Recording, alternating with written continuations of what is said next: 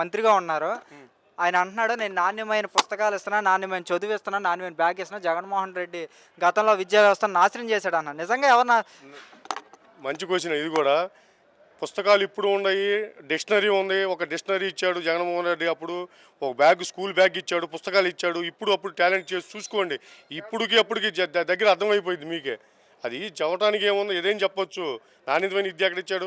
అసలు స్కూల్లో బాత్రూమ్లు లేవు. జగన్మోహన్ రెడ్డి గారు కట్టిన బాత్రూములు అలాగే డెవలప్ చేసిందే, అలాగే ఇంగ్లీష్ మీడియం డెవలప్ చేసిందే జగన్మోహన్ రెడ్డి గారు. ఇంక ఈయన చేసేది ఏముందాడా? వచ్చింది ఏముంది, చేసింది. ఇంక ఈయన చేసేయాలి ఏముందాడా?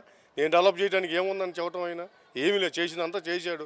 కాకపోతే ప్రజలు చూద్దామని చూశారు, లాసిపోయారు. అర్థమైపోయింది 10 నెలల్లో గవర్నమెంటు క్లియర్గా అర్థమైపోయింది. రైతులకు కూడా, జనాలకి, మొత్తానికి అందరికీ అర్థమైపోయింది. పొగాకు రేట్ లేదు, మిర్చి రేట్ లేదు, ఏది రేట్ లేదు. కానీ మిర్చి ధర మేము వచ్చాకనే మద్దతు బాగుంది. జగన్మోహన్ రెడ్డి హయాంలో మిర్చి ధరే లేదంటున్నాడుగా. అది అప్పుడు నయం కొంచెం 14, 15 వేలు కనుక కొన్నారు. ఇప్పుడు 8 వేలకి 7 వేలకి అడిగే వాళ్ళు. అప్పుడు ఇంకా 14, 10, 20 వేలు కనుక కొన్నారు.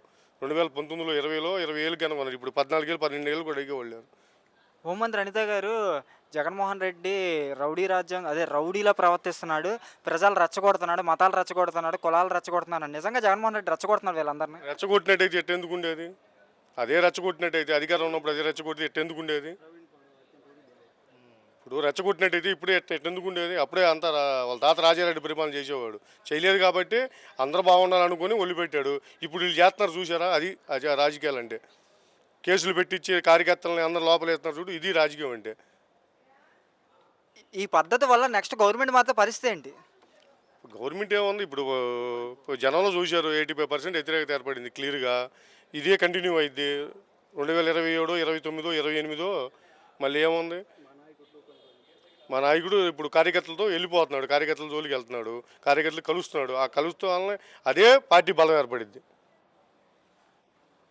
జగన్మోహన్ రెడ్డి ఒక పరిశ్రమ తీసుకురాలి, ఒక ఉద్యోగం తీసుకురాలి. మేము వచ్చిన 11 నెలలను ఉద్యోగాలు వచ్చిన, పరిశ్రమలు వచ్చినాయని చెప్పి చంద్రబాబు నాయుడు గారు, లోకేష్ గారు మాట్లాడుతున్నారు. ఎక్కడ ఏ ఊరు వచ్చిన పరిశ్రమ? ఎక్కడ కట్టారు పరిశ్రమ? పరిశ్రమ ఒకటన్నా కట్టాలి కదా, కట్టి చూపించాలి కదా. ఇప్పుడు 10 సంవత్సరం అయింది, ఎక్కడ కట్టి ఓపెన్ చేసి ఎక్కడ జనాలకు ఉద్యోగాలు ఇచ్చారో ఒకటి తెలియాలి కదా.